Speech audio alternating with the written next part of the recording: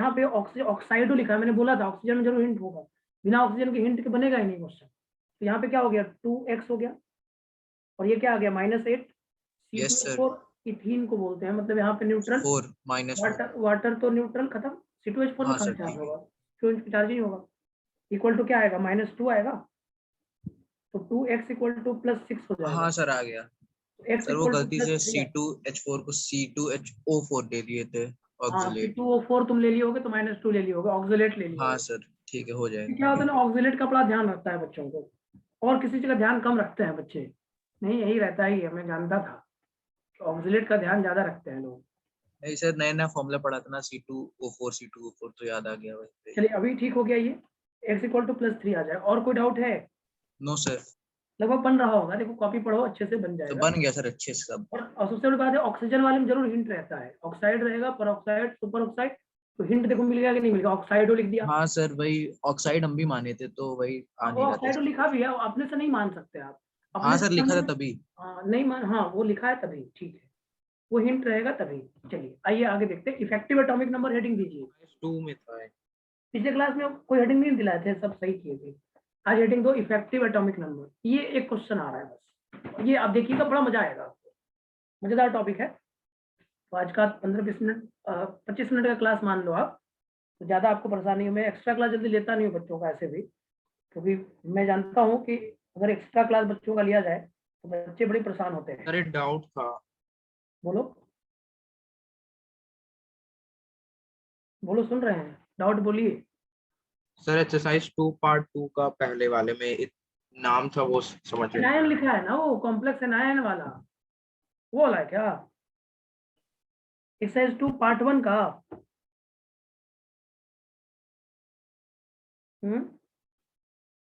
Sir ये जो ओफिनाथ्रोलिन दिया है वो मतलब कैसा है वो समझ नहीं आया। फेनाथ्रोलिन लिखा है ना, थ्रोलिन, सर ऑर्थो। जो कुछ नाम देख लेना, अगर नहीं नाम लिखा है, जैसे तुम्हारा एक ही लग रहा है, बच रहा है हाँ सर। ऑर्थोफेनाथ्रोलिन, एक बार गूगल में सर्च कर लेना यार, मुझे भी याद नहीं है थ्रोलिन का फॉर्मूला, थ्रोलिन मुझे भी याद नहीं सर है यार। अंत में बच रहा है तो बाइडेंटेट आ रहा है, मतलब तो तुम एक बार आंसर गूगल देके में सर्च कर तो लेना ना, गूगल में सर्च करके देख लो, उसमें डोनर 2 आ रहे होंगे, तो बाइडेंटेट हो जाएगा।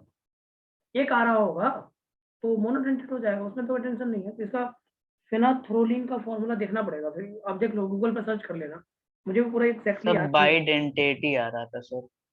तो फिर ठीक है, फॉर्मूला देख लो, फॉर्मूला से जो आ रहा है उसको आप कर लीजिए, क्योंकि और नाम तो लिखवा दिए हैं हम, ग्लाइसाइनेट लिखवा ही दिए हैं, ऑक्सिलेट और सब लिखवा ही लिखवा दिए हैं, दिए सर। बाइपिरिडाइल लिखवा ही दिए हैं, बाइपिरिडाइल पिरिडीन बोले थे शायद, बाइपिरिडाइल लिखवा ही दिए हैं, di ethyl ethylene tri amyl लिखवा ही दिए हैं, इथाइलिन डाई एमिल लिखवा ही दिए, तो सबको और लिखवा दिए हैं। एक देख लेना, मुझे भी उतना याद नहीं आ रहा है, थ्रोलिन का फॉर्मूला, थ्रोलिन, फेनाथ्रोलिन, एक बार देख लेना। थैलिक एसिड नहीं, थैलिक एसिड तो है नहीं, फेनाथ्रोलिन एक बार देख लेना, चेक कर लेना, नेट पे सर्च कर लेना, फेनाथ्रोलिन का स्ट्रक्चर मिल जाएगा तुमको, स्ट्रक्चर मिल जाएगा तो आपको पता चल जाएगा कि कितने डोनर एटम है। सर इसका सेकंड वाला बताइए।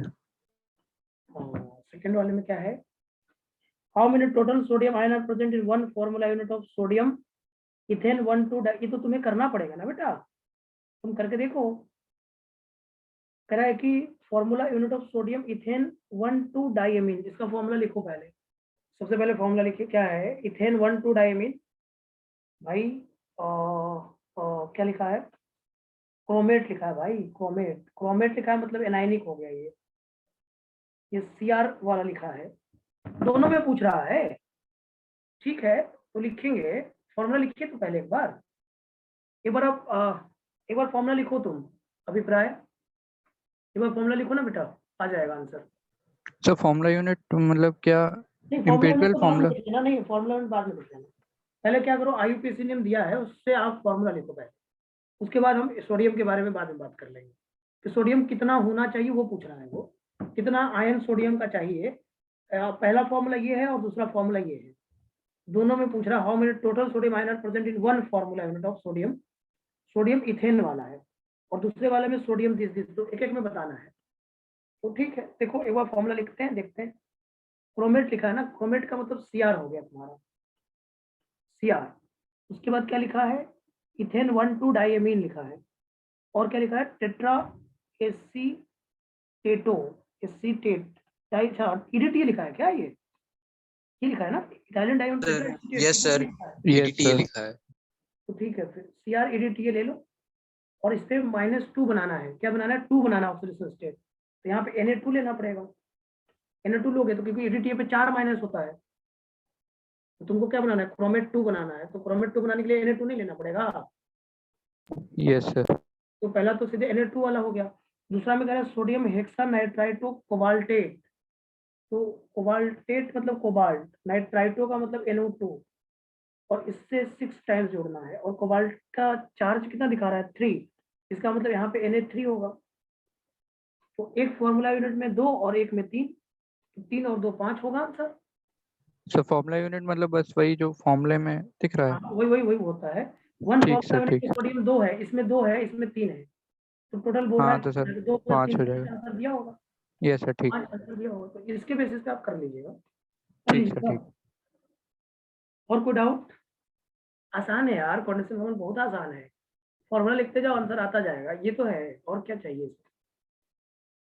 Effective atomic number, effective atomic number पढ़ा देते हैं। हो सकता है कि एक बार और पढ़ाना पड़ जाए, तो पढ़ा देंगे, कोई दिक्कत नहीं, क्योंकि बच्चे कम आए हैं ना आज। बच्चे एक्स्ट्रा क्लास करना नहीं चाहते जल्दी, ये हम जानते हैं पहले से। एक्स्ट्रा क्लास ये रेयरली हो जाता है, और नहीं भी लेते तब भी हो जाता है काम, लेकिन चलो तब भी हमने सोचा पढ़ा देते हैं आप। इफेक्टिव एटॉमिक नंबर क्या होता है? देखो, इफेक्टिव एटॉमिक नंबर का एकदम सेंस है। तो देखो, कंपाउंड जब शुरुआत हुआ था कॉम्प्लेक्स कंपाउंड का, जब कॉम्प्लेक्स कंपाउंड की स्टार्टिंग हुई थी, तो हुआ क्या था कि लोगों ने, जैसे लोग कॉम्प्लेक्स कम रहता है तो लोग अपनी अपनी धारणा रखते हैं। धारणा ये था कि कोई भी कंपाउंड तभी स्टेबल होगा जब उसका effective atomic number noble gas के एटॉमिक नंबर के बराबर आएगा। ऐसा ऐसा माना जाता था। ऐसा माना जाता था तब जब लोगों के पास कंपाउंड थोड़े से थे, 2 3 4 थे, तब ऐसा माना जाता था। लेकिन जब कंपाउंड जैसे जैसे नोन होते गए, वैसे वैसे कॉम्प्लेक्स कंपाउंड जिसका effective atomic number noble gas के एटॉमिक नंबर के बराबर नहीं था, वो भी कंपाउंड एग्जिस्ट कर रहा था, मतलब उसकी स्टेबिलिटी थी। तो इसके बाद में इफेक्टिव एटॉमिक नंबर जो है, जिसके बेसिस पे स्टेबिलिटी की बात करी जा रही थी, वो हटा दिया गया था, पूरी तरह से हटा दिया गया। बाद में तब इफेक्टिव एटॉमिक नंबर के बेसिस पे कॉम्प्लेक्स की स्टेबिलिटी नहीं बताई जाने लगी। पहले शुरुआत में बताई जाती थी, बट अब जो कोऑर्डिनेशन कंपाउंड, क्योंकि हम तो अब पूरी चीजों को जानते हैं, तो इफेक्टिव एटॉमिक नंबर जो स्टार्टिंग कोऑर्डिनेशन कंपाउंड का हुआ था, उसकी बेसिस पे कॉम्प्लेक्स कंपाउंड की स्टेबिलिटी इफेक्टिव एटॉमिक नंबर अगर नोबल गैस के एटॉमिक नंबर के बराबर था तो कंपाउंड स्टेबल माना जाता था। ऐसा पहले माना जाता था, अब नहीं। चलो, तो पहले इफेक्टिव एटॉमिक नंबर को समझो। देखो, इफेक्टिव एटॉमिक नंबर का फॉर्मूला क्या होता है, पहले ये समझो। ये फॉर्मूला बनाया हुआ है कैसे? देखो, मेटल के साथ लिगेंड आता है, तो मेटल क्या करता है? मेटल अपना कुछ इलेक्ट्रॉन लॉस करता है ऑक्सीडेशन स्टेट के रूप में, और वो लिगेंड से 2 इलेक्ट्रॉन लेता है। तो इफेक्टिव एटॉमिक नंबर एक रिजल्टेंट एटॉमिक नंबर है। इफेक्टिव एटॉमिक नंबर का मतलब रिजल्टेंट एटॉमिक नंबर है। ये क्या होगा? ये होगा atomic number of CMa minus oxidation state और +2 इंटू कोऑर्डिनेशन नंबर। क्या है ये? देखो, रिजल्टेंट एटॉमिक नंबर आ गया सेंट्रल मेटल एटम का। चेक करके बताओ। देखो हुआ क्या होगा। अब सुनना थोड़ा सा मेरे बातों को, तो ध्यान से समझोगे तो समझ आ जाएगा। इफेक्टिव एटॉमिक नंबर का फॉर्मूला तुम्हें रटना नहीं पड़ेगा। जैसे मान लो तुम्हारे पास एक कोबाल्ट है, कोबाल्ट का एटॉमिक नंबर कितना होता है? कोबाल्ट का एटॉमिक नंबर कितना होता है बताओ? कोबाल्ट का एटॉमिक नंबर 27 होता है। कोबाल्ट का एटॉमिक नंबर 27 होता है। यस सर, हाँ सर होता है। 27। अब वो 27 हुआ, और मान लो लिगेंड के आने के कारण वो 2 इलेक्ट्रॉन लॉस कर दिया। क्या किया? 2 इलेक्ट्रॉन लॉस। तो कितना बचा? 25। 25। और उसके बाद मान लो 6 लिगेंड आ गए उसके पास। 6 लिगेंड मेटल के पास आए, तो 6 लिगेंड, एक लिगेंड 2 इलेक्ट्रॉन देता है कि नहीं देता है? Yes sir. हम तो 2 इलेक्ट्रॉन देता है, और 6 लिगेंड आए तो 12 इलेक्ट्रॉन उसको मिला कि नहीं मिला? 37 हो गया। 37 हो गया, नहीं हो गया? वही तो लिखा है, देखो फॉर्मूला। जो एटॉमिक नंबर CMa का है वो लिख लो, और जितना इलेक्ट्रॉन लॉस किया वो माइनस कर दो, और 2 इंटू कोऑर्डिनेशन नंबर लिख दो, क्योंकि लिगेंड 6 आएंगे तो कोऑर्डिनेशन नंबर 6 इंटू 2 होगा। जैसे एक ऐसे भी तो लिगेंड होते हैं जो एक ही में दो दो लोन पेयर देते हैं, एक ही लिगेंड ऐसा होता है जो दो दो लोन पेयर देता है, तो उसके लिए तो फिर आपको कोऑर्डिनेशन नंबर ही लिखना पड़ेगा ना। जैसे मान लो सर तुम्हारा ओ इथाइल क्या है, ऑक्सीडेशन नंबर है ना वो। ऑक्सीडेशन स्टेट ऑफ CMA, इसको समझ पा रहे होंगे। देखो आप ये फॉर्मूला जो है सर ये रिजल्टेंट एटॉमिक नंबर है, ऑक्सीडेशन स्टेट है। जैसे मान लो तुम आयरन की बात करो, थोड़ा सा देर से और समझते हैं। आयरन की बात करो तो आयरन कितना होता है, आयरन का 26 होता है। 26। Yes sir. और मान लो लिगेंड के आने के कारण उसने 2 इलेक्ट्रॉन लॉस किया, तो बचा कितना 24। तो वो तो भी यस सर 24 और उसके पास 6 लिगेंड आ गए, क्या 6 लिगेंड आ गए या 26। 3 बाइडेंटेड आ गया, तब भी वो 12 इलेक्ट्रॉन देगा कि नहीं देगा। Yes sir. हर एक लिगेंड 2 इलेक्ट्रॉन देता है, मतलब एक कोऑर्डिनेट बॉन्ड में 2 इलेक्ट्रॉन होता है, और अगर 6 कोऑर्डिनेट बॉन्ड बन गया तो 12 इलेक्ट्रॉन मिला कि नहीं मिला। मिल गया सर। 24 प्लस 12 36 हो गया कि नहीं होता? 36। फिर वही तो लिखा है, देखो फॉर्मूला देखो, क्या फॉर्मूला हमसे याद करना पड़ेगा, हमको नहीं समझ में नहीं आ रहा है कि एटॉमिक नंबर सर हो स्टेट घटा दें और उसमें जितना कोऑर्डिनेट बॉन्ड बना उसको जोड़ दें, जितना कोऑर्डिनेट बॉन्ड बना टाइम उसको जोड़, उसको 2 टाइम्स जोड़ें, क्योंकि भाई कोऑर्डिनेट बॉन्ड के इलेक्ट्रॉन्स में दो इलेक्ट्रॉन होता है ना, यस सर तो टोटल इलेक्ट्रॉन्स काउंट करें। इफेक्टिव एटॉमिक नंबर का मतलब resultant number of electron of CMA है, बस हो गया इफेक्टिव एटॉमिक नंबर। अब इसकी पूरी कहानी धीरे धीरे आपको समझाऊंगा मैं, तो सीखिएगा, ठीक है।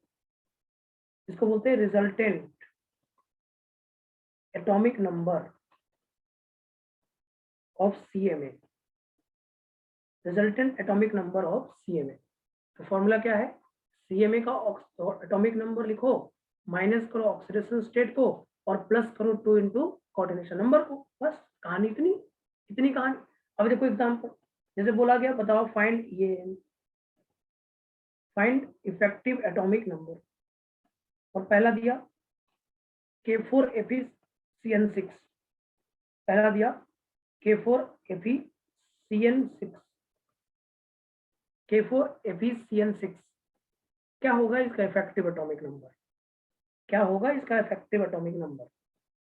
आप कहोगे सर इसमें कौन सा बड़ा बात है सर, इफेक्टिव एटॉमिक नंबर में आयरन लिखिए 26 लिखिए सर, ऑक्सीडेशन स्टेट सर 2 है 2 लिखिए सर 2, और 6 कोऑर्डिनेशन नंबर है सर, मल्टीप्लाई करके जोड़िए। 36 आप कहेंगे 24 प्लस 12 36 आएगा, 24 प्लस 12 36 आएगा, आएगा नहीं आएगा। Yes sir. उसके बाद मैंने बोला ठीक है, एक काम करो, K3Fe CN6 का इफेक्टिव एटॉमिक नंबर निकालो, कितना आएगा। K3Fe CN6 का इफेक्टिव एटॉमिक नंबर कितना आएगा, तो क्या बोलोगे आप बताओ। 35। यहाँ 35 26 और 3 माइनस करो ऑक्सीडेशन स्टेट और प्लस 2 इंटू 6, तो 23 प्लस 12 35 होगा कि नहीं होगा, 35 ऑक्सीडेशन। और ये इस तरह से इफेक्टिव एटॉमिक नंबर निकालना है। फिर मैंने बोला ठीक, NiCO4 को बताओ, NiCO4 में कितना आएगा इफेक्टिव एटॉमिक नंबर, NiCO4 में कितना आएगा इफेक्टिव एटॉमिक नंबर बताओ, निकालो इफेक्टिव एटॉमिक नंबर में क्या आएगा बताओ, तुम लोग बताओ, 20। सोच के बताओ यार। 28 तो निकेले का हो गया, यस सर। और उसके बाद minus oxidation state plus 2 into coordination number, कितना आएगा। 36 यस 36 आएगा। 36 यार 36। इसमें कौन सा डरने वाला क्वेश्चन है भाई, आसान तो है, इसमें सर करना ही एटॉमिक क्या है नंबर इसमें? नहीं आता। अच्छा निकल का, अच्छा ऑक्सीडेशन एटॉमिक नंबर 28 28 और ये 0 और plus 2 into 4 oxidation state 28 plus 8 36, answer हो गया है या नहीं। चलो अगला बताओ, नेक्स्ट देखो, CO4, ठीक है, CO4 -1 ऐसे दिया है, बताओ तो इसमें कितना आएगा ये इफेक्टिव एटॉमिक नंबर, इसमें इफेक्टिव एटॉमिक नंबर कितना आएगा बताओ, इफेक्टिव एटॉमिक नंबर कितना आएगा, CO4 माइनस है कितना आएगा बोलो। 27 होता है एटॉमिक नंबर कोबाल्ट का, ये याद कर लो। 34। 34 आ रहा है, 34 नहीं सर, इसका भी 36 आ रहा है, वो -1 है तो +1 हो जाएगा। तो ऑक्सीडेशन स्टेट कार्बोनिल वाले में -1 भी होता है, मेटल कार्बोनिल के केस में -1 ऑक्सीडेशन नंबर होता है, -2 भी होता है। Yes sir. तो इस बेसिस पे आप तुम जो आ रहा है वही नहीं लिखोगे भाई, आ रहा है -1 ऑक्सीडेशन स्टेट तो प्लस कर देंगे हम। आ क्या रहा है ऑक्सीडेशन स्टेट बताओ? ऑक्सीडेशन स्टेट को जो CO होता है, कार्बोनिल होता है, वो न्यूट्रल लिगेंड है कि नहीं है? Yes sir. हाँ सर, Yes, -1 sir. आ रहा है ना, जब -1 ऑक्सीडेशन आ रहा है तो क्यों नहीं माइनस लिखिएगा? कहाँ ऐसा लिखा है कि -1 नहीं लिखिएगा आप? ऐसा लिखा है कहीं कि -1 सर नहीं वही तो लिखिएगा? बताए थे 36 आएगा। नो सर, वही माइनस माइनस फिर प्लस हो जाएगा। हाँ, 27 28 हो गया, 28 और 8 36 हो गया।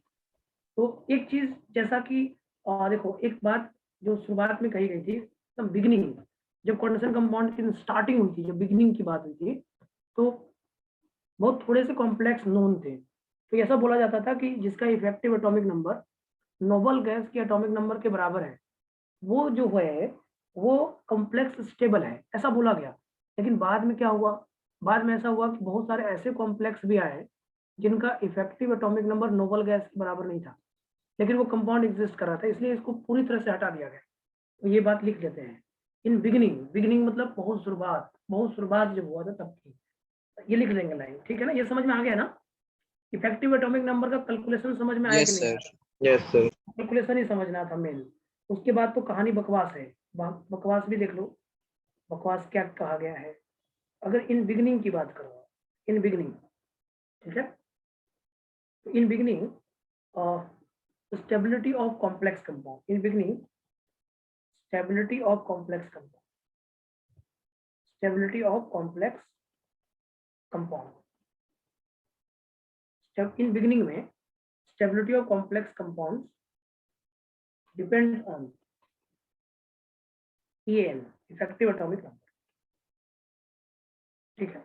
और यहाँ पे लिखा हुआ था, if atomic number, effective atomic number is, if effective atomic number is atomic number of noble gas, बस जस्ट बगल वाला नोबल गैस, ऐसा नहीं कि कोबाल्ट का नोबल गैस कौन सा होगा, 36 वाला ही होगा, sir nearest noble gas. Nearest noble gas, atomic number of nearest noble gas, effective atomic number is, if effective atomic number is atomic number of nearest noble gas, nearest noble gas, then compound is stable, ऐसा बोलते थे लोग, then compound is stable, then compound is stable, तो compound stable होता है। बाद में ये चीजें गलत में बैठ गई। देखो, ऐसा नहीं था कि जो 35 इफेक्टिव एटॉमिक नंबर करेगा वो स्टेबल नहीं। क्या K3 एफिशिएंसी एग्जिस्ट नहीं करता है? क्या K3 एफिशिएंसी एग्जिस्ट नहीं करता है? करता है।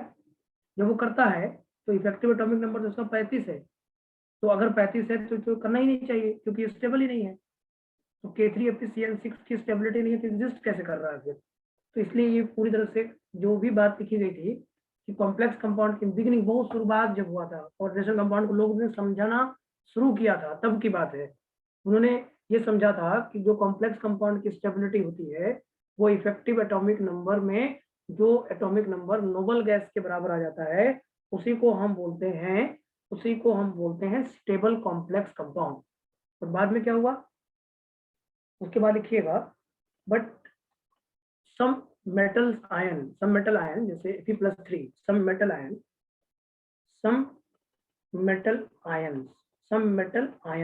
like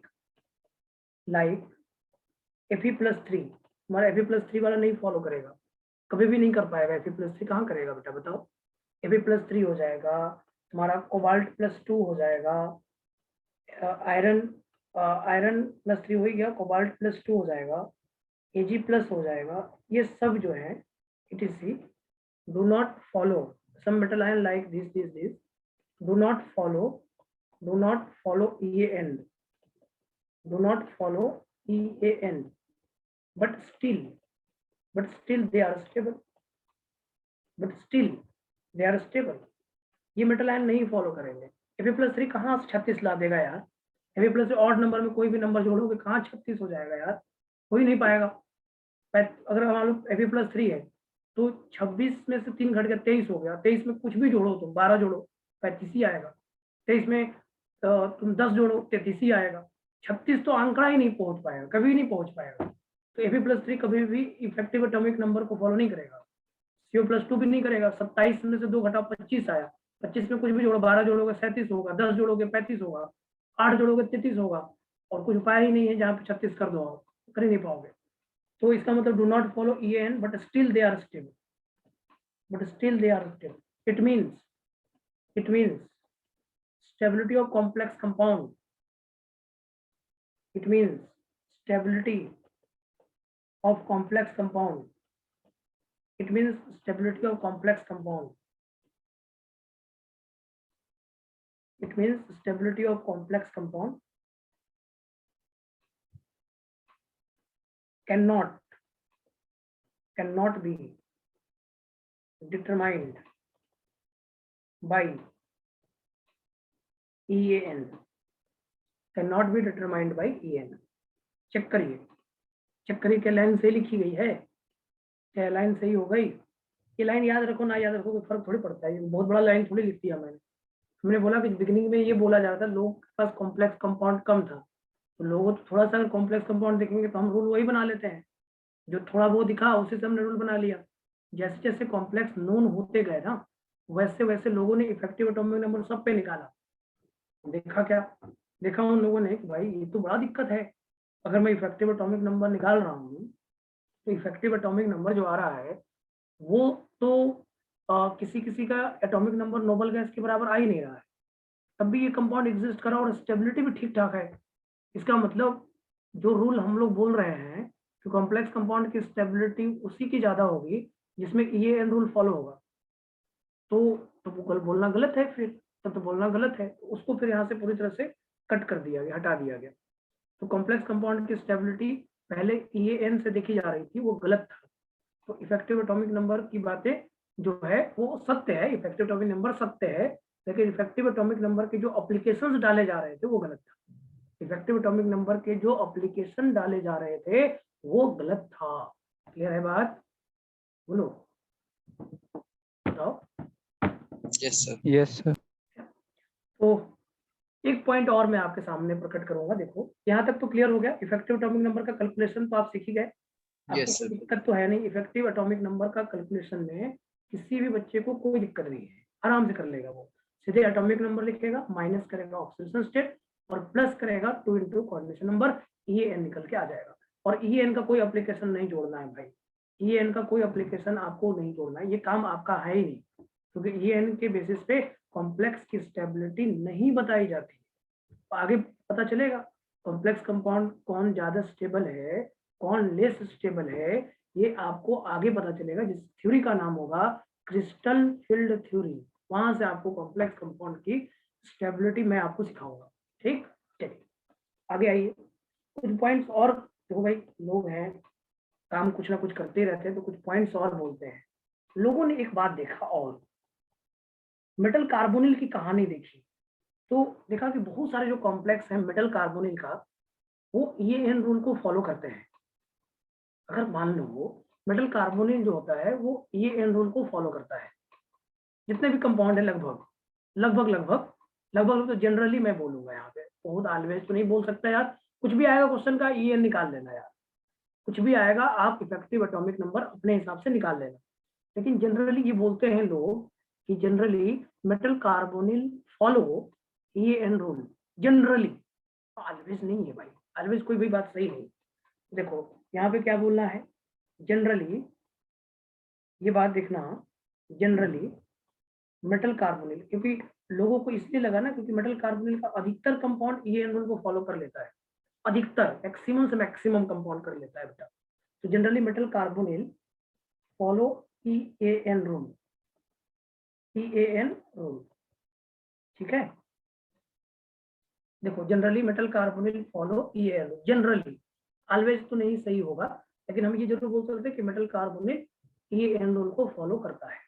ठीक है, जैसे अब देखो, अब यहाँ पे क्या होता है कि क्वेश्चन देता है ऐसे वाला, देखो ऐसे वाला क्वेश्चन देता है जहाँ पे आपका ऐसे पूछेगा राइट डाउन, ऐसे पूछेगा। देखो पूछने का क्वेश्चन का तरीका देखो कैसे पूछेगा, write down the formula of metal, ये बहुत बार पूछा भी है, metal carbonyl. Write down the formula of metal carbonyl with iron and chromium. ऐसे लिख देगा बेटा, तो आप फंस गए। अब क्या करें, अब ये फॉर्मूला कहाँ से लिखे भाई, तो ये करा राइट डाउन द फॉर्मूला। अब देखो लाइन से यहाँ पे बनेगा, तो लाइन है ना हमारे पास, मेटल कार्बोनिल फॉलो ये एंड रूल। जनरली भी बोल रहा है तो चलो भाई 90% तक तो काम करेगा ना। इस वाले को फॉर्मूला लिखने के लिए बोल रहा है, इसका मतलब वो दे रहा है आपको FeCOX दे रहा है, फॉर्मूला लिखो।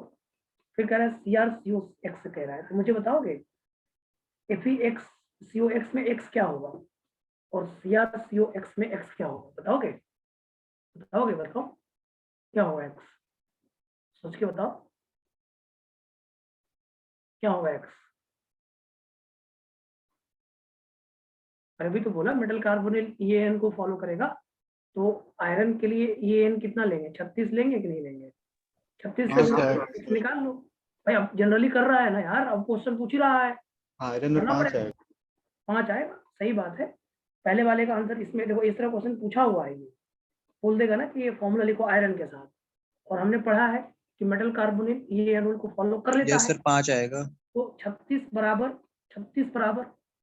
26 और ऑक्सीडेशन स्टेट तो कार्बोनिल में 0 आता है भाई, क्योंकि न्यूट्रल लिगेंड है, प्लस 2x, तो 36 इक्वल टू 26 प्लस 2x, समझ रहे हो भाई। तो 2x इक्वल टू कितना आ गया, 10 आ गया, नहीं आ गया, x कितना आ जाएगा भाई, पहले का आंसर आ गया FeCO5 फॉर्मूला होगा, FeCO5 फॉर्मूला होगा। ऐसा कर सकता है आपके साथ, ऐसा कर सकता है, क्यों, क्योंकि उसने बोला ना आपसे कि मेटल कार्बोनिल ये रूल को फॉलो करता है, तो आपको ऐसा क्वेश्चन देने में उसको क्या झिझक है, नहीं है, आराम से दे देगा। अब तुमको इसको देखो, 36 इक्वल टू 24 माइनस 6 आएगा इसका, हाँ 6 आ जाएगा। तो ऐसे क्वेश्चन भी अगर आ जाते हैं, मान लो कभी आ जाता है, तो क्या आप इसको बना लोगे, तो इसका फॉर्मूला क्या आएगा, CrCO6। ये बेटा ऐसा क्वेश्चन होता है, ये ऐसा होता है, समझ में आ रहा है क्या कह रहा हूँ मैं, समझ में आ रहा है। तो अब ये वाली बात तो हमें समझ में आ गई भाई, क्लियर हो गया, समझ में आ गया पूरा कि अगर मुझे कभी भी मेटल कार्बोनिल के लिए बात कहेगा, तो मेटल कार्बोनिल में 95-7% तक बेटा मैंने भी देखा है, मैंने भी पूरे कॉम्प्लेक्स देखा है, जितना तक मैंने भी मॉडल सॉल्व करा, चाहे और भी चीजें देखा, किताब देखा, जब भी देखा, तो मुझे भी जहां तक जो मुझे मिला वो ये मिला कि जो मेटल कार्बोनिल है उसमें EAN आ जाता है, सही आ जाता है, वो नोबल गैस आ जाता है, मतलब मैक्सिमम मेटल कार्बोनिल जो मुझे मिला और जो किताबों में लिखी गई है वो सब को मैंने देखा पूरी तरह से, तो मुझे यही मिला कि इफेक्टिव एटॉमिक नंबर जो है वो मेटल कार्बोनिल में वो नोबल गैस के बराबर आ जाती है। तो ये लाइन मैंने इसलिए लिख दिया है कि generally metal carbonyl follow EAN rule.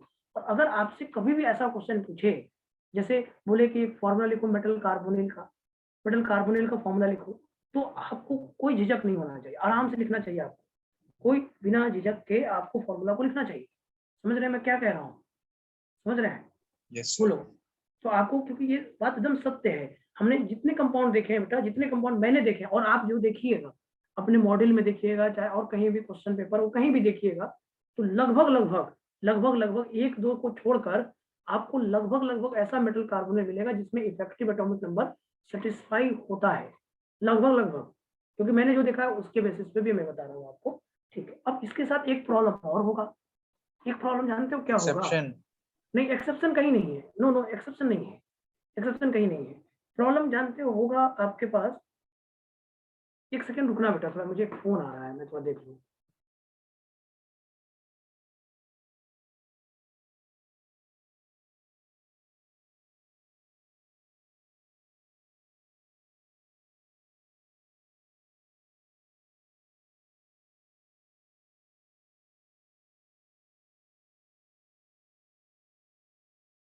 हाँ बेटा, तो मैं कह रहा था कि एक कहानी और है, एक कहानी जानते हो क्या है। अब कहानी में थोड़ा सा ट्विस्ट तो आएगा ही आएगा।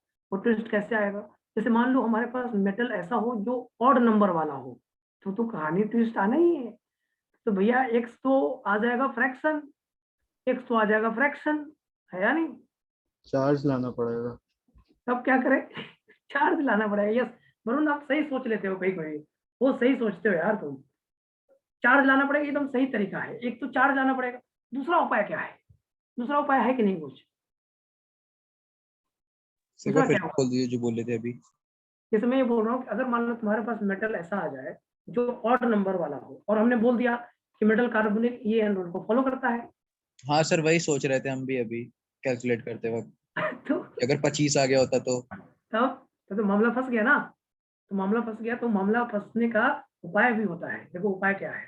जैसे मान लो अब मैं तुम्हें ऐसा दिया क्वेश्चन लिखना, तो अगर मैं ये एग्जांपल तुम्हें दे देता तो तुम फंस जाते। देखो अगर मैं बोलता कि अभी तक तो जो दिया तो आसान था, अब ये देखो इसमें आसानी से हम बना लेंगे। Write down the formula of metal carbonate, write down the formula of metal carbonate, metal carbonate with manganese and cobalt. लो अब देखो, अब कहानी ट्विस्ट हो गया कि नहीं हो गया? हो गया ना, कहानी बदल गई ना। अब तुम सोच के भी चलोगे तो एक्स तुम्हारा जो आएगा फ्रैक्शन आ जाएगा। क्या करोगे फिर? फ्रैक्शन थोड़ी यस सर, लिखोगे। आ जाएगा फ्रैक्शन। तो इस बेसिस पे जब भी ऑड नंबर मेटल होता है, तो जैसा कि वरुण ने बोला, वरुण ने एकदम सही बोला कि सर चार्ज ले आते हैं, चार्ज ले आएंगे सर तो हमारा हो जाएगा काम। एक तो वो तरीका सही है। दूसरा तरीका इसको डाइमर बना के करना होता है। दूसरा तरीका होता है इसको डाइमर बना के करना होता है। जब मान लो ऐसा फॉर्मूला तुमसे पूछ रहा है ना, तो इसको डाइमराइज कर दो। क्या करो? डाइमराइज कर दो। ये तरीका सही बैठेगा, नहीं तो नहीं बैठेगा तुम्हारा आंसर। देखो अगर मान लो Mn है, तो Mn के लिए हम ये लिखना चाहेंगे ना, MnCOX लिखना चाहेंगे। और इसको क्या करना है, जब ऑड नंबर में सेंट्रल मेटल एटम होगा तो उसको डाइमर बना दीजिए। क्या बना दीजिए? डाइमराइजेशन कर दीजिए। डाइमराइजेशन करना ही उपाय है आपके पास, दूसरा कोई उपाय नहीं है भाई। तो इसको क्या करो? डाइमराइजेशन कर दो। डाइमराइजेशन कर दो। डाइमराइजेशन एक तरीका है, डाइमराइजेशन एक तरीका है। और जो चार्ज वाला है वो तो तरीका है ही, वो गलत नहीं है। वरुण जो आप सही बोल रहे थे कि चार्ज ले आइए, तो चार्ज वाला तरीका है, मैं मानता हूं। लेकिन एक डाइमराइजेशन भी उसका तरीका है। डाइमराइजेशन भी तरीका है जो आप हम लोग जल्दीबाजी में नहीं सोच पाते हैं। जल्दीबाजी में हम नहीं हम चार्ज वाला सोच लेंगे, सही बात है, लेकिन हम डाइमराइजेशन को भी सोच सकते हैं। डाइमराइजेशन कैसे होगा? अगर मैं इसको डाइमराइज कर दूं तो ये ऐसे एग्जिस्ट करेगा, Mn2CO2x में आएगा। अब लगा दीजिए आप इफेक्टिव एटॉमिक नंबर का फॉर्मूला। लेकिन इफेक्टिव एटॉमिक नंबर के फॉर्मूला लगाने में भी सतर्क रहना पड़ेगा आपको। इफेक्टिव एटॉमिक नंबर के फॉर्मूला लगाने में भी यहाँ पे सतर्क रहना पड़ेगा। जब central metal atom odd number का है, जब central metal atom odd number का है, तो आप फॉर्मूला लगाइएगा तो क्या लगाइएगा बताइए? इफेक्टिव एटॉमिक नंबर लिखिएगा ना, 36 लिखिएगा। 36 लिखिएगा नहीं लिखिएगा बताइए? Yes sir. 25 लिखिएगा। ऑक्सीडेशन स्टेट 0 लिखिएगा। अब आप कोऑर्डिनेशन नंबर क्या लीजिएगा? 4x लीजिएगा कि 2x लीजिएगा? ये मुझे आप जवाब दीजिए। 2 into coordination number 4x। 4x लेना चाहिए। लेकिन बेटा एक मेटल का एक एटॉमिक की नंबर तुम लिखे हो, यहाँ देखो एक एटम का मेटल का लिखो एटॉमिक नंबर। हाँ सर, अगर 50 लेते तो 4 लिखते। 50 इधर 72 लिखो, फिर 72 इधर, हाँ 72 सर। इधर 50, तो 72 लिखेंगे ना भाई। 36 का 72 होगा ना, फिर 50 लेंगे तो। Yes sir, yes sir. तो अब एक का लिए हो तो भाई एक ही का ना कोऑर्डिनेशन नंबर लोगे कि दोनों का ले लोगे? कोऑर्डिनेशन नंबर एक ही का ना लोगे यार, एक ही का लेंगे सर। सीधी सी बात। तो फिर यहाँ पे 2x तो लेना पड़ेगा। और आप देखो बेटा, जब टाइमर किए होंगे ना, तो मैग्नीज मैग्नीज के बीच भी एक बॉन्ड बन गया होगा। हाँ सर। तो मैग्नीज मैग्नीज के बीच में बॉन्ड बना होगा, वो सिंगल बॉन्ड होगा। और जब सिंगल बॉन्ड बनता है तो एक एक इलेक्ट्रॉन की शेयरिंग से बनता है भाई। तो इलेक्ट्रॉन इस मैग्नीज के कारण बढ़ गया होगा कि नहीं बढ़ गया होगा? 2 इलेक्ट्रॉन हुआ होगा नहीं हुआ होगा? एक उसका अपना और एक +1 भी करना पड़ेगा। क्यों? क्यों +1? क्यों +1? मैग्नीज में एक बॉन्ड बन जाएगा ना। मैग्नीज मैग्नीज के बीच में बॉन्ड बन गया। तो मैग्नीज का तो 25 इलेक्ट्रॉन तुमने ले ही लिया है, और इस मैग्नीज ने तुमको 1 इलेक्ट्रॉन और दिया कि नहीं दिया? इस मैग्नीज ने तुमको 1 इलेक्ट्रॉन दिया, तो 1 इलेक्ट्रॉन जोड़ना पड़ेगा ना। तो ये अब सही हो गया, देखो बैठ गया answer. 25 26 2x is equal to 10, x equal to आगे भैया 5। फॉर्मूला देखो बन के तैयार है, MO2CO10 हो गया आंसर। MO2CO10 ये हो गया इसका इफेक्टिव। ये फॉर्मूला है मैग्नीज का ऑन डाइमराइजेशन। डाइमराइजेशन Mn होगा ना वो। हाँ, Mn2 होगा, MO2 नहीं होगा, Mn2 होगा। समझ में आया कि नहीं आया बताओ? Mn2 Yes, sir. समझ में आया? सोच पाए? हाँ सर आ गया। अब कोई सीओ के साथ लिखना है तो देखो, एक डाइमेराइजेशन एक तरीका है और चार्ज तो एक तरीका है। चार्ज मैं नहीं बोल रहा हूँ तरीका नहीं है, मैं ये नहीं बोल रहा हूँ कि चार्ज तरीका। ये क्वेश्चन आपके मॉड्यूल में है, क्वेश्चन पूछा है कि ये मेटल कार्बोनिल EN रूल को फॉलो करे, उसके लिए क्या करें? तो डाइमेराइजेशन कर सकते हैं। और दूसरा जो रिडक्शन ऑक्सीडेशन, जो आपको समझ में आया कर लेना भाई। ऑक्सीडेशन करोगे तो प्लस चार्ज आएगा, रिडक्शन करोगे तो माइनस चार्ज आएगा। तुम्हें जो रिक्वायर्ड है वो देख लेना आप। तो वो एक तरीका है चार्ज लाने वाला, वो तरीका मैं मानता हूँ। डाइमेराइजेशन भी एक तरीका है। अब देखो CO वाला, देखो तो CO वाला क्या बनेगा? COX बनेगा ऑन डाइमेराइजेशन। ऑन डाइमेराइजेशन, ऑन डाइमेराइजेशन क्या होगा? 36 बराबर 27 माइनस 0 और प्लस 2x। इसको डाइमेराइजेशन कर दो, डाइमेराइजेशन से क्या बनेगा? ये CO2 और CO2x बनेगा नहीं बनेगा? और +1 करना पड़ेगा। CO के बीच में बॉन्ड बन गया ना भाई। तो इसके बेसिस पे आपका यहाँ से जो आएगा वो 2x = 8 आएगा, x = 4 आएगा। फॉर्मूला क्या हो जाएगा? CO8 आ जाएगा। ये क्वेश्चन तुम्हारे में दिया है कि बताओ CO8 का इफेक्टिव एटॉमिक नंबर कितना होगा? 36। सीधे आंसर 36। CO8 का इफेक्टिव एटॉमिक नंबर 36 निकालना हो गया। मान लो तुमको निकालने का मन कर गया, कोई बात नहीं, आप निकालो। EN = 27 minus 0 plus 2 into coordination number, तो 4 इंटू 2 लिखना पड़ेगा 8, और साथ में +1 भी करना पड़ेगा। क्यों? क्योंकि CO के बीच में बॉन्ड बना, CO2 है यहाँ, CO2 CO8। क्लियर है क्या? क्लियर है? पूरी कहानी हाँ समझा सर। दिया मैंने आपको, क्योंकि आप थोड़ा सा टैलेंटेड बच्चे हैं आप लोग, तो मुझे मजा आता है पढ़ाने में। मुझे थोड़ा थोड़ा सोचने में मजा आता है कि आप सोच पाते हैं हर चीज को, तो बड़ा अच्छा लगता है। नहीं तो ऐसे में बहुत चीज लिखवाना पड़ता है मुझे। मैं लिखता atomic number of CMA is odd, formula ये लगाओ। Effective atomic number of atomic number is even, formula ये लगाओ। मजा नहीं आता फिर, मजा आया अभी।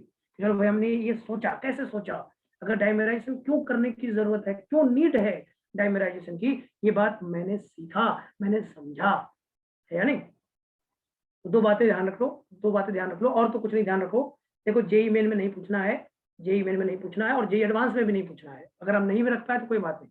इफेक्टिव एटॉमिक नंबर का एक फॉर्मूला सीधा सीधा याद रखिए।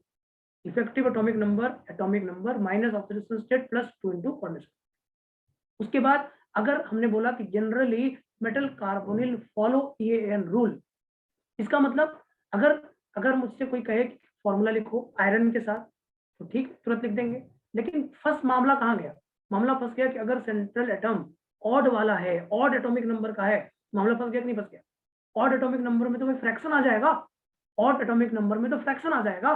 तो उसके लिए एक उपाय है डाइमेराइजेशन, एक उपाय है डाइमेराइजेशन, और दूसरा उपाय भी है reduction oxidation.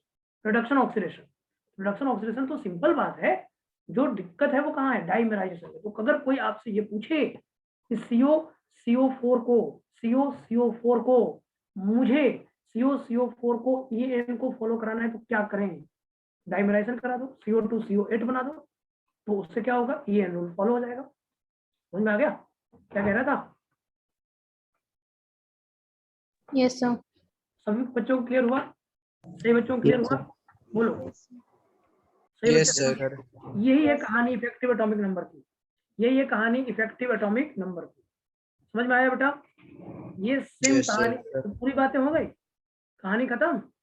Effective atomic number की कहानी इतनी थी, अगर आपने ये समझ लिया तो ये एन खत्म। इससे ज्यादा कुछ करने की जरूरत नहीं है। अब आप ये एन वाले क्वेश्चन में बनाएंगे, इफेक्टिव एटॉमिक नंबर के क्वेश्चन देख देख के जहां जहां मिले उसको बनाइए, नहीं तो मैं होमवर्क भेज दूंगा आपको। और आपके जेईई मेन वाले में इससे ज्यादा नहीं आएगा, टेंशन ना लीजिए आप। और फॉर्मूला सीधे याद कर लीजिए आप। सर होमवर्क भेज दीजिएगा सर। 920, हाँ भेज देंगे बेटा, हम भेज देंगे। लेकिन आपको टेंशन लेने की जरूरत नहीं है। जेईई मेन का एग्जाम आप देने जा रहे हैं इस बार, एमसीटी पेपर है, तो आपका पेपर आसान बहुत आएगा, बहुत आसान बना सकते हैं आप। टेंशन जितना हमने पढ़ाया उससे बहुत कम आएगा। तो कोऑर्डिनेशन कंपाउंड जितना हमने आपको सोचने पे मजबूर किया उससे बहुत आसान आएगा, उतना टेंशन लेने की जरूरत नहीं है। और जेईई मेन उससे भी आसान आता है, तो टेंशन है नहीं। आपने सीखा तो मॉडल का क्वेश्चन बना पाइएगा। मॉडल में क्वेश्चन दिया है कि एक क्वेश्चन दिया है जिसमें बोला है कि इफेक्टिव एटॉमिक नंबर को फॉलो करने के लिए क्या स्टेप्स लेने चाहिए। तो एक डाइमेराइजेशन, एक रिडक्शन ऑक्सीडेशन, ठीक है? ठीक है, Yes, sir. एंजॉय करिए आप। बस यही क्वेश्चन एक आने वाला था, सर मैंने सोचा पढ़ा दें आपको। सर एक डाउट था पिछले बताओ डाउट क्या है। एक्सरसाइज 2 पार्ट 2 का B exercise 2 part 2 sir exercise 1 part 2 exercise 1 part 2 में बताइए जल्दी बेटा। सर B2 B2 में करा which of the following name is impossible ना, ऐसे कह रहा है ना, यस बोलो सर ये ना कह रहा है, तो लिखना पड़ेगा। मैंने जहां तक क्वेश्चन मुझे याद है, ये आंसर याद है मुझे, जहां तक मैंने कराया क्वेश्चन मुझे लगता है ऑल आर इम्पॉसिबल आता है जहां तक मैंने कराया है मुझे याद है आंसर कि जब बच्चा ने नहीं सर, नहीं आता है। अच्छा भाई देख लेते हैं एक बार, कोई बात नहीं आता है तो उसका टेंशन नहीं है, अपने को कर लेते हैं एक बार। B2 नंबर लिखो ना, फॉर्मूला लिखने में क्या दिक्कत है। पोटेशियम टेट्राफ्लोराइडो ऑक्साइडो क्रोमेट, टेट्राफ्लोराइडो ऑक्साइडो, टेट्राफ्लोराइडो हो गया, फ्लोराइडो ऑक्साइडो लिखा है, टेट्राफ्लोराइडो ऑक्साइडो का मतलब O हो गया, ऑक्साइडो क्रोमेट है ये, और इसमें क्या दिया है बेटा 6 दिया है। पोटेशियम कुछ भी होगा तो एक तो कम से कम लेंगे ना भाई। यस सर, तो पोटेशियम टेट्राफ्लोराइडो ऑक्साइडो क्रोमेट 6, तो 4 2 6 हो गया, और एक कैसे भी लोगे ना भाई, पोटेशियम एक लोगे ना तो 5 ही आएगा ऑक्सीडेशन स्टेट, 6 आएगा कभी। अरे 4 2 6 तो यहीं से है भाई, 4 2 6 तो यहीं से है। पोटेशियम एक भी ले लोगे तो 5 हो जाएगा, 2 ले लोगे तो 4 हो जाएगा, 3 ले लोगे तो 3 हो जाएगा, 2 ले लोगे 4 ले लोगे तो 2 हो जाएगा। यस होगा सर, कि नहीं? ये पॉसिबल कहाँ है तुम्हारा फॉर्मूला, खुद सोचो ना। अब यहाँ पे पोटेशियम 0 रखोगे ना, 0 एक भी नहीं रखोगे पोटेशियम, तब ये C का ऑक्सीडेशन स्टेट दिखाएगा। मानते हो कि नहीं मानते हो बताओ, मानते हो नहीं मानते। यस सर, तो इसका मतलब पहला इम्पॉसिबल हो गया, नहीं होगा, पहला सही नहीं है, पहला सही नहीं है। सर यही वन करेक्ट था। तो पूछ क्या रहा था, इम्पॉसिबल ही पूछ रहा था ना, तो पहला वाला तो इम्पॉसिबल है, दूसरा चेक कर लेते हैं। दूसरा वाला सर पहला ही है sir, sir only one correct है ना आप। हाँ तो भी दूसरा भी, अभी आप जब एग्जाम थोड़ी दे रहे हो यहाँ पे, एग्जाम थोड़ी दे रहे हैं यहाँ पे हम कि उस तरह से बनाएंगे, हाँ सर ठीक तो है, कर एग्जाम दीजिए। बनाया जाता है, घर पे बनाएंगे तो पूरा सोचेंगे ना। जैसे अगला देखो, अगला वाला सेकंड वाला ऑप्शन, उसमें बोलो टेट्राफ्लोराइडो ब्रोमीन, ब्रोमेट मतलब Br, टेट्राफ्लोराइडो मतलब F4, और यहाँ पे Ba होगा, यही ना कह रहा है। तो यस सर, 4 चार्ज है, और बेरियम जो होता है, बेरियम जो होता है वो 2 ऑक्सीडेशन स्टेट दिखाता है, क्योंकि अल्कलाइन अर्थ मेटल है। क्यों? क्योंकि अल्कलाइन अर्थ मेटल है। तो इसका मतलब अगर बेरियम एक भी रखोगे ना बेटा तो ये 2 ऑक्सीडेशन स्टेट ही आएगा, 3 कभी नहीं आएगा। लेकिन उसके बेसिस पे अभी क्वेश्चन में ट्विस्ट है, क्वेश्चन में थोड़ा सा ट्विस्ट रहेगा, उसका उपाय है। देखो अभी ये ऐसे तो 2 रहेगा, लेकिन अगला सोच पॉइंट पे रखेंगे अगर हम, तो यहाँ पे माइनस और यहाँ पे 2 प्लस, तो भाई बेटा ये वाला कंपाउंड बन सकता है भाई। यहाँ देखो सोच कैसी है, सोच ऐसी है, Br F4 twice, Br F4 twice, इसका तो 3 आएगा ऑक्सीडेशन स्टेट यस सर, है। अभी समझ में आया।